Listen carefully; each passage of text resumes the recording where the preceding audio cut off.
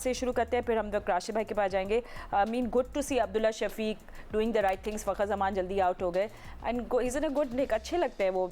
आपको उनकी बैटिंग कैसे लगी? देखिए, मैं जिस कहते हैं ओल्ड स्कूल ऑफ थॉट बात है, पुराने लोग कहते हैं हम 1980 के खिलाड़ी हैं, तो उस हिसाब से उनका जो बल्ला है ना बहुत अच्छा आता है, स्ट्रेट बल्ले से खेलते हैं और उनके और दूसरे के बल्लों में बहुत फ़र्क है। वो बहुत मतलब सॉलिड खेलते हैं, अगर वो रन्स करेंगे तो उनका चांस बनेगा पाकिस्तान की तरफ से। बहुत अच्छा और सॉलिड नज़र आता है सामने खेलते हैं, which is a good sign. Majority of जो यंगस्टर्स हैं वो तो टेप बॉल के क्रिकेटर्स हैं, साफ पता लग जाता है कि वो बेसबॉल शॉट्स ज़्यादा खेलते हैं। दूसरी चीज़ जो नोट डाउन की हुई है उसमें पुअर फील्डिंग। हमारे जो बच्चों की फील्डिंग बहुत ही ज़्यादा, मुझे अफसोस हो रहा है कि उनकी फील्डिंग का मेयार बहुत ख़राब है। बड़े स्ट्रेट फॉरवर्ड कैचेस, इसलिए मैं कह रहा हूँ कि उनका मेयार है। हमारे दौर में तो कोच ही नहीं था, हमारे पास फील्डिंग कराने वाला ही नहीं था कोई, एक मैनेजर और एक असिस्टेंट मैनेजर होता था और कोई नहीं होता था। हमारे दौर में बैड फील्डिंग होती थी तो उसका कोई इलाज नहीं था, मगर यहाँ पे 40 लोग बाहर बैठे हुए, तो उनकी फील्डिंग का म्यार इतना क्यों गिर गया, मेरी समझ से बाहर है। और दूसरी चीज़ जो मेरी समझ से बाहर है, जो इतने लोग बाहर बैठे हैं, क्या वो नौजवान बॉलर्स को ये नहीं बता सकते कि आखिरी ओवर्स किस तरह करते हैं? कल भी जो बच्चों की पिटाई हो रही थी, मुसलसल, मुझे वो याद नहीं आ रहा कौन सा बच्चा था, मुसलसल शॉर्ट ऑफ लेंथ गेंद कर रहा था, उसको मिड विकेट पड़ जा रही है, उबैद था शायद, और जो कप्तान थे वो मिड ऑन पे कोने पे खड़े, तो वहाँ से वो भाग कर आ रहे थे। मैंने पहले भी बोला, रिजवान साहब फॉर गॉड सेक, आप सर्कल में खड़े हो एज अ कैप्टन, आप इतने दूर से भागते हुए आओ। मुझे नहीं पता कि उनके ऊपर टाइमिंग का फ़ाइन लगेगा नहीं लगेगा कि उन्होंने स्लो बॉल की, आप इतनी शॉर्ट ऑफ लेंथ गेंद कर रहे हो। तो इतने लोग जो वहाँ प्रेसिडेंट बैठे हुए, पता नहीं कौन कौन मेंटोर बैठे हुए, इतने चेहरे नज़र आ रहे हैं, मुझे नहीं समझ में आया कौन कौन है।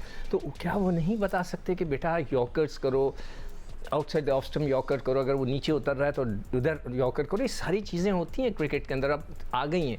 तो मुझे बड़ा अफसोस हो रहा है कि वो जो कोचिंग स्टाफ भी है वो अपना काम अच्छी तरह नहीं कर रहा। ठीक है, good point to discuss later on as well. And चले अब हम लोग डिस्कस कर लेते हैं अपनी मूव कर लेते हैं कॉन्वर्जेशन अपनी from Peshawar Zalmi and Islamabad United के इस मैच में। एंड राशिद भाई, पेशावर ज़ल्मी इस्लामाबाद यूनाइटेड का ये जो फेस ऑफ है 22वां मैच है, ये आज खेला जाएगा PSL 2025 में। तो प्रीवियस एनकाउंटर राशिद भाई में देखा था, इस्लामाबाद यूनाइटेड ने डोमिनेट किया था पेशावर ज़ल्मी को, जीत लिया था मैच बाय 102 रन, साहबजादा फरहान की सेंचुरी एंड एवरीथिंग। आज आपको ये कॉन्टेस्ट कैसा लग रहा है? और हम लोग इस्लामाबाद यूनाइटेड के बैटर्स से कॉन्वर्जेशन शुरू करें, ताकि हमने उनके टॉप बैटर्स की एक लिस्ट निकाली हुई है, ताकि हम इस पर थोड़ी बात कर लें। अगर थोड़ा सी इजाजत देंगी कि कल के मैच के एक पॉइंट जिक्र करना चाहूंगा। एक पॉइंट माइनस हुआ है, एक पॉइंट ना, एक टीम जीतती तो टॉप पे होती है। नेट रन रेट देख लें आप, दोबारा दिखाइएगा नेट रन रेट देखें, इस्लामाबाद यूनाइटेड का 1.17 होगा, और फिर उसके बाद नेट रन रेट दिखा दीजिएगा, टेबल दिखा दीजिएगा। लाहौर कलंदर नंबर 2 पे थी। इसको हम देखते हैं, देखें 1.17 इस्लामाबाद यूनाइटेड, 1.11 है लाहौर कलंदर, 1.03 है कोयटा ग्लैडिएटर। दोनों पॉइंट पे, एक 10 पॉइंट पे जाती तो ऑटोमेटिकली वो टॉप चली जाती। अब इनको एक्स्ट्रा मैच जीतना पड़ेगा, नेट रन रेट से बाहर हो गई है, तो एक मैच एक्स्ट्रा चाहिए होगा इनको। इस्लामाबाद यूनाइटेड का ऑलरेडी एक टीम से 2 मैच कम है और एक टीम से 1 मैच कम है, तो बहुत फर्क पड़ा है कल के मैच का। ये नहीं है कि फर्क नहीं पड़ा, बहुत बड़ा फर्क है नंबर 1 आने के लिए। और दूसरा ये कि जो टीम खेल रही है कल के मैच में, अगर देखें फील्डिंग की बात हो रही थी, कल नईम अच्छा खेल रहे थे, उनका कैच छूटा है मोहम्मद नवाज ने छोड़ा है, उसका रिप्ले तक ही नहीं दिखाया गया। बंदा देखना चाहता है कि यार किसने छोड़ा है, क्यों छोड़ा है, क्या हुआ है, उसका रिप्ले भी।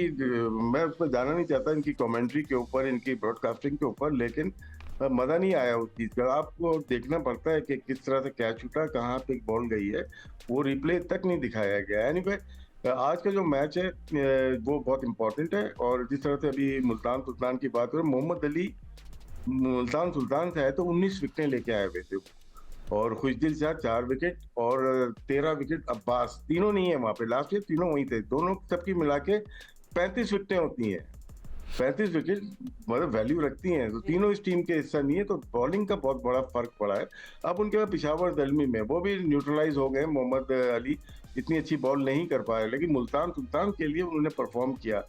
आज का मैच बहुत इंपॉर्टेंट है पेशावर ज़ल्मी के लिए, मेरे ख्याल से वो डू एंड डाई वाला होगा, यहाँ से जीतते हैं तो आगे जाएंगे, अदरवाइज तो बड़ा मुश्किल हो जाएगा उनके लिए भी।